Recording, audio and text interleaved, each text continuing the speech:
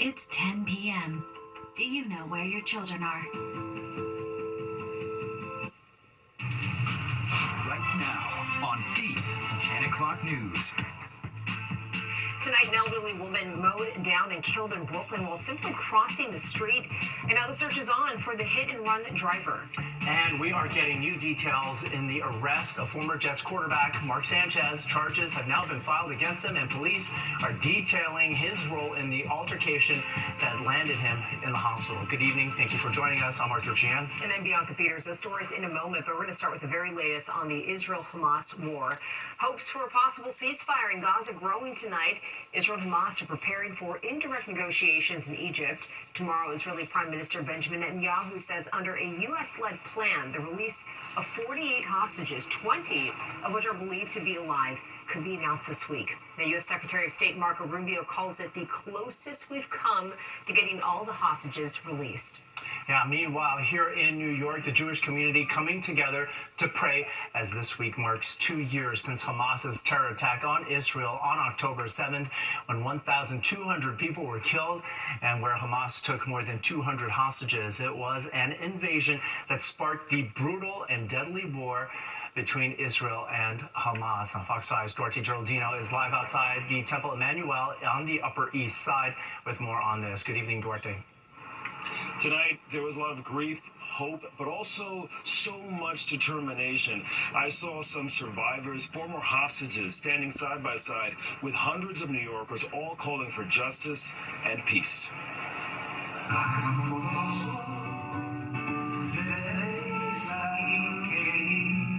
More than 700 days after the Hamas attack, New Yorkers filled this sanctuary to remember the victims and also call for the safe return of hostages still held in Gaza. I invite Pastor Rashidi Denson to come forward and light a candle in memory of the hostages murdered by Hamas in captivity, innocent souls held in darkness, denied freedom, and ultimately denied life.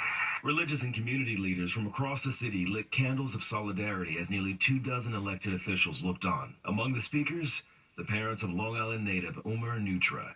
He was an Israeli-American soldier taken hostage and killed on October 7th. The last time we spoke with him was on October 6, 2023. That would be tomorrow, 2 years ago. He was expecting a quiet weekend. Probably on October 7, he was taken alive out of the tank, but he died in lack of medical attention in the tunnels of Gaza. They shared the stage with freed hostage Keith Siegel. He spent 484 days underground in Gaza. As we sit here today, 48 people are still there. They're in a life-threatening situation. They're suffering, and we could lose them at any moment. And that's the big message. They want those hostages back. Tonight's event was a big reminder that even after 2 years, the drive to bring all the hostages home has not slowed down. And they're going to be remembrance events all across the city this week on the Upper East Side. Duarte Geraldino, Fox 5 News. Thanks, Duarte. Meanwhile, the NYPD is investigating a deadly hit-and-run in Brooklyn. Police say just after 9:30 last night, 75-year-old Judith Byron was simply crossing 7th Avenue at 41st Street Sunset Park. That's when she was struck and killed by the driver behind the wheel of an SUV who did not even stop. You're taking a look at Citizen App video of that scene. So far, police have yet to find the driver. All right, and an investigation is underway after NYPD officers shoot and kill a man also in Brooklyn in East Flatbush. So police say that they opened fire after chasing the suspect down, who then refused to drop his gun. Fox 5's Stephanie Bertini has the story. Police say it all started with a 911 call about a domestic incident not too far from here. Officers say they then confronted a man who was armed with a weapon. After a chase, they say they were forced to shoot him. He died as a result. A police photo shows the firearm recovered at the scene. The NYPD says a woman called 911 this morning, reporting a man who she had some kind of history with was outside her home. Officers responded and found a man who matched the description she had given when she called 911. He fled, and officers followed him to the area of Coventry Road and East 86th Street here in East Flatbush. They say they repeatedly asked him to put down his weapon, and he didn't. The man was shot by police. Officers say they tried to save his life by bringing him to a nearby hospital, but he died. We talked to people in the neighborhood about the incident, now under investigation. Is it common to see this around here? No. My neighborhood is as safe and quiet, quiet. We don't see cops on our block. Just heard the gunshot, came out, and just saw police activity. Have you lived in the area for a long time? Over 20 years. Are you surprised? Very surprised, because doesn't happen over here. When they encountered him, he had a firearm in his hand, and they ordered him. He was ordered numerous times, multiple times, to drop that weapon. After repeated warnings were given to drop his weapon, and the subject did not comply with those orders, the subject was shot once in his chest. We immediately rendered aid to that subject and transported him by patrol car to Kings County Hospital, where he was subsequently pronounced deceased. A loaded revolver was recovered on the scene. Police say the exact relationship between the woman and the man is unknown but under investigation. They do say that they had a history of domestic incidents, and the NYPD said the woman was in the process of getting an order of protection. The entire matter now under investigation. In Brooklyn, I'm Stephanie Bertini, Fox 5 News. All right, Stephanie, thanks so much. Right, let's take a live look outside right now.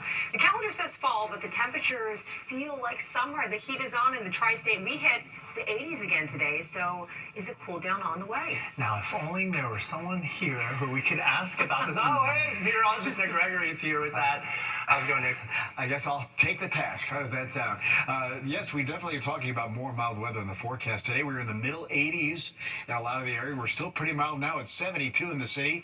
Newark the same. We're down to 60s, low 60s, Hudson Valley, in towards some parts of Connecticut. Still 70 at Bridgeport, too, but 59 in Hamptons and then 60s at Delmar. We're going to keep the south wind going tonight, but you see it's very light, 5-10 miles an hour, or the wind is calm, and still our satellite view shows nothing going on nearby here. But notice this little line of showers. That's where the cold front that'll be coming through. Eventually that'll make a difference, but still ahead of that cold front, you're going to see more of a southwesterly airflow again tomorrow. So we're heading back into the 80s. Take a look at our futurecast. Some low 50s tonight, North Jersey into the Hudson Valley, there by Dutchess County. Also some 50s in the east end, low to middle 60s around town. Then tomorrow, again, we're into the lower 80s, many spots. As the sunshine rules, tomorrow night it's mild again, 50s to middle 60s, and still even on Tuesday we're going to be in the high 70s into the low 80s. The change will come after that. Bianca and Arthur? All right, thanks so much, Nick. Well, in developing news tonight, we're getting new details about what led up to ex-Jets quarterback Mark Sanchez being stabbed and arrested in Indianapolis. Court records and surveillance video allegedly show Sanchez confronting and throwing a 69-year-old truck driver at a wall in a hotel loading dock, and that the driver pepper sprayed and stabbed Sanchez multiple times. The driver claims he acted in self-defense. Sanchez was hospitalized in stable condition. He now has a court hearing scheduled for this Tuesday. Sanchez faces multiple charges, including battery and public intoxication. Meanwhile, California Governor Gavin Newsom pledging today to fight the move in court as President Trump sends National Guard members from California to Oregon. Trump made that order after a judge temporarily blocked him from deploying Oregon's Guard to Portland. A Pentagon spokesman says the 200 guardsmen from California, they're needed to support ICE operations in Portland and protect federal property there. Oregon's governor speaking out against that move, saying she was not consulted and there's no need for a National Guard presence. Newsom calling it, quote, breathtaking abuse of the law and power, and accusing the president of politicizing the military. All right, it is the 5th day of the government shutdown. And we will end this weekend without any progress to reopen it since lawmakers left Washington, D.C. for the weekend. Friday, a Republican bill fell short of the 60 votes needed to end a filibuster. The GOP wants to pass legislation that would reopen the government under current spending levels. This as Democrats continue to hold out to save health care coverage for millions of Americans. Today, members of the New York congressional delegation and others impacted by the looming expiration of the Affordable Care Act tax credits gathered, calling on Republicans to protect these credits. We will sit down with anyone at any time, at any place, in order to try to find a bipartisan path forward to reopen the government, to enact a spending agreement that meets the needs of the American people, and to address the Republican health care crisis. And speaking of Republicans, House Speaker Mike Johnson appeared on NBC's Meet the Press, giving his perspective. The reason the government is closed is because Chuck Schumer and 43 of his Democrat colleagues in the Senate have decided now to vote multiple times to keep the government closed. We need them to turn the lights back on so that everyone can do their work. While a vote is expected tomorrow, it is also not expected to end the shutdown. All right, President Trump is in Virginia to mark the 250th anniversary of the United States Navy. The president's visit comes during the ongoing government shutdown. Despite this, the president went to the USS George H.W. Bush and spoke to sailors. We're gathered on this storied waterfront to celebrate 250 years of strength, tenacity, and unwavering courage by the greatest fighting force and that's true, no matter where you go, no matter what you even think about, there's nothing like the fighting force that we have. Roam the seas, it's called the United States Navy, and there's nothing in the world like it. The president posted on Truth Social prior to his trip, the show must go on. All right, Governor Hochul extending an executive order that allows New Yorkers to get the updated COVID vaccine shot. But the governor also says the health of millions of children is still in danger. And Fire Prevention Week starts today with lithium-ion battery fires on the rise, where the experts say you need to know about these intense fires. Plus, here's Tina Cervasio with more. 5 is the place to catch the 2026 FIFA World Cup. You're watching the 10 o'clock news. Well, Suffolk County Police arrest a man they say was carrying weapons as an unlicensed security guard outside of a bar in Huntington Station late Friday night. Police say 46-year-old Eric Diaz of Brentwood was allegedly wearing a police-style uniform with a shield and had a holstered taser and an imitation handgun in his waistband, along with bear mace, a knife, and handcuffs. Officials released this picture of the evidence. Diaz is now facing charges including criminal possession of a weapon. Meanwhile, authorities in New Jersey are looking for help to track down a missing man. Police in Berkeley Heights say Thomas T.J. Mock hasn't been seen since around 4:45 Friday morning near Glenside Road. His family is asking people who live in that area to check for any surveillance footage that might have captured him. The 34-year-old was last seen wearing a hat, gray fleece, and black jeans. Fire Prevention Week starts today, and this year the focus is on further educating people about the dangers of lithium-ion batteries. Here in New York City, we have seen all too many massive fires sparked by faulty batteries, so tonight we go over some tips on how to use them safely. Fire Prevention Week, and this year the focus is on a deadly issue New Yorkers know all too well, the dangers of lithium-ion batteries. According to the National Fire Prevention Association, in a 3-year period through 2023, firefighters responded to an average of more than 328,000 homes that were on fire each year, with thousands killed during that time. In New York, as the delivery industry boomed, so too did deadly lithium-ion battery fires. And experts say education is a key to turning that tide. It is our true belief that most fires and injuries from fires can be prevented. The fire prevention campaign this year doubles down on educating Americans on how to safely use lithium-ion batteries. These have actually become the mainstay of rechargeable elements throughout our home, and because they can overheat and catch fire and sometimes explode. The rechargeable batteries aren't just for e-bikes. Lithium-ion batteries power phones, laptops, and even electrical cars, or EVs.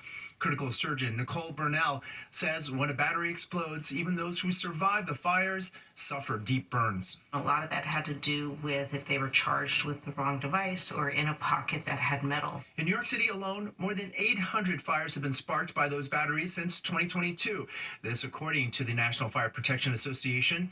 Experts say what does work is to use batteries that are certified and to only use the charger that comes with the device. Maintain that charging cord that you get when you purchase the device, because that is specific to the device itself. Other key advice to go over includes charging devices using the, not charging your lithium-ion batteries, rather on a hard doing it on a hard surface, never on a soft surface that are like things like your bed, your couch, or underneath a pillow, and to also not charge it by any doorway, which you will need to have clear in the event of a fire. Yeah, some good advice there, Arthur. Thanks so much. To this now, Governor Hochul extends an executive order allowing pharmacists to continue administering COVID vaccines right here in New York.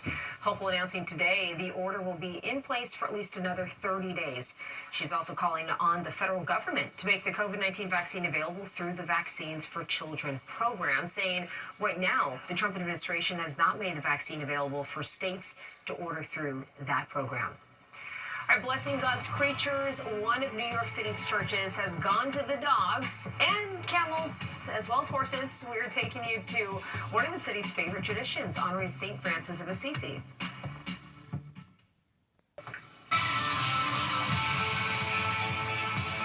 If you've been thinking about the weather, you might be thinking about the same question we have, is how long does this last for? Yeah, we're trying to hold on to it as long as we can. Nick, it feels like summer right now. It sure does, like a throwback to July for that matter. We're going to see high temperatures today. We're up in the middle 80s. We got to 84 in the city and 64 the low. Notice the average high should be at 69, and that's only going to get even cooler this week. And we're going to hold on to these 80s for another 2 days, and then it'll be a little bit of a reality check for sure. 94-35 of the records. That record 35, though, back in 1881. 72 now. The sky is clear. The wind is calm or out of the south, but a very light 5 miles per hour. Humidity not too bad, and the pressure still very strong and steady. They're 30.29, and we find now temperature still in the low 70s, not just in Midtown, but also out by Newark and Bridgeport holding on to 70. It's high 60s to Islip, but high 50s there at the East End, and then about 60 North Jersey into the Hudson Valley, but still 67 in Allentown, Pennsylvania. South wind will persist tonight, and it'll be more southwesterly as we go on into tomorrow. That's going to, again, keep it on the very mild side. Look at these highs. 87 for Newark, same for Sussex, mid-80s Poughkeepsie, about 83 there at Islip, mid-80s even down at the Jersey Shore, 80s really all through the Northeast, a little bit cooler at Boston, but Providence at 80, mid-80s to Syracuse, down to Harrisburg there, 83, and temperatures in the 70s to about 80, right down here towards Washington, D.C., and those 80s taking us westward past Detroit, Chicago, down to Indianapolis. So again, all of the Northeast and really the eastern part of the country, very, very warm. But some changes are on the way. Not so much tonight. You see the satellite view is nice and clear. We'll just have a few thin scattered clouds, maybe that's about it. The wide view shows this line of showers, though, located in the middle part of the country, and those showers are marked with a little cold front that'll be coming on through. It's causing even a couple of thunderstorms in here. I think that thunderstorm threat won't exist when that front approaches, but it will also potentially bring in some showers, which of course we could use the rain, but you notice it's just kind of a thin band of rain. So I'm not expecting a lot of rain out of this when it gets here, but we will be seeing some showers in the forecast as we transition to the cooler weather. That'll be about the middle of the week. All right, in the meantime, again, you can see here on our Futurecast tonight, the sky will stay generally clear. Again, just a few clouds out there. Tomorrow, once again, another sunny, warm day. It's low to some middle 80s, cooler again at the coast. As we head into Tuesday, we'll start to see some more of these clouds start to appear, but still another very, very nice day. And then here comes the cold front. That'll be by later Tuesday. Notice the showers associated with it, moving through upstate New York and into central Pennsylvania. So this will move in for later Tuesday night, and those showers are going to likely last about the first half of Wednesday. Maybe some improvement Wednesday afternoon, but this being a cold front, you'll definitely see temperatures reflected on a much cooler side by the time we get to the middle of the week. Tonight, though, still quite mild, 64 in the city. Again, generally a clear sky, but as you saw, some of the suburbs pretty much down in the lower 50s there up across North Jersey, up into the mid-Hudson Valley, parts of northwest Connecticut. 82 tomorrow. Some areas, again, will be in the middle 80s, and it'll probably be stuck in the 70s, middle 70s along the coast, but again, it will be a sunny, very warm day. All right, Tuesday, the last of it, 82 will be the high. Again, lots of sunshine. Here come the showers late Tuesday night into Wednesday, at least through midday. Then a little sun may break out later on in the afternoon. Only about 70 on Wednesday, but remember, that's still above average. All right, there's the reality check. Thursday and Friday, low to middle 60s. Overnight, those dip into the upper 40s. A bit windier, breezy on Thursday. But our dry conditions will continue into next weekend. We'll get back up to about 69 or so for both Saturday and Sunday. So the issue here, again, is some nice weather, but our drought woes are only going to get worse because we still need a really good soaking rain. Bianca and Arthur? All right, well, we'll get the umbrellas ready at some point. Okay. Nick, thanks so much. Well, a decades-old tradition in Manhattan today drew in a camel, horse, turtle, birds, and a whole lot more. It was the annual blessing of the animals at the cathedral at St. John the Divine. The procession of the animals during Mass even featured a cow, a donkey, and, of course, dogs and cats. It was all part of the Feast of St. Francis of Assisi, who is the patron saint of the environment and ecology. it on Instagram, so we've always thought, you know, it'd be really cool to get her blessed, especially since she's getting up there in age. We have a senior rescue pet, Daisy, who has never been here. We love from the line and have watched the blessing of the animals in years past. We just wanted to come celebrate St. Francis and the animals. Oh, I hope Daisy had fun on her first time there. After Mass, there was an afternoon fair featuring adoption resources as well. And Daisy's like, what's this camel doing here? All right, coming up, we're going to be taking a look at what will be making headlines in the week ahead. Including when several NJ Transit train lines are going back to normal after a train derailment.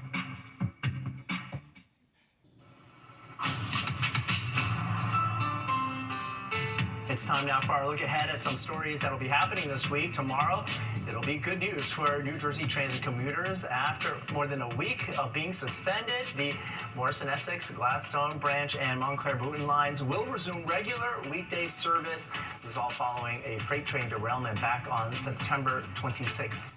And on Tuesday, the Port Authority will break ground on a brand new air train at Newark International.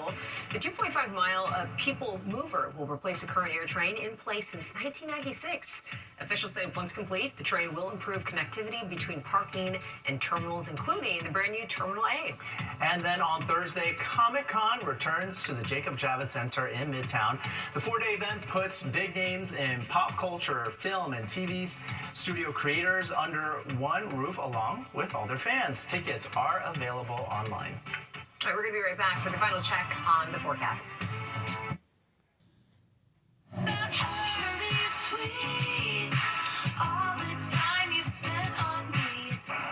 I heard that one was about Charlie XCX, but once again, whatever Taylor Swift touches turns to gold. Her Life of a Showgirl special 3-day theatrical release is on pace to be the #1 movie in the domestic box office. It is projected to make about $33 million this weekend. That film features behind-the-scenes footage, the Fate of Ophelia music video, and a series of lyric videos, 4 tracks on her brand new album, The Life of a Showgirl.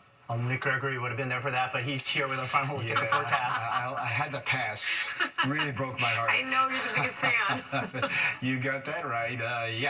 We got low 50s north of the city, out the door in the morning, low to mid 60s around town. Another warm day. We're going to get up to about 82, 83 in town, some mid 80s in New Jersey, and we'll look for some 70s along the coast, and then we'll have one more warm day on Tuesday before things cool down for the rest of the week. There you go. All right, thanks, Nick. That does it for the news side of things tonight. For news anytime, anywhere, download our free streaming app, Fox Local. Just get the QR code right there on your screen. Don't go away. Sports Extra with Tina Cervasio starts right now.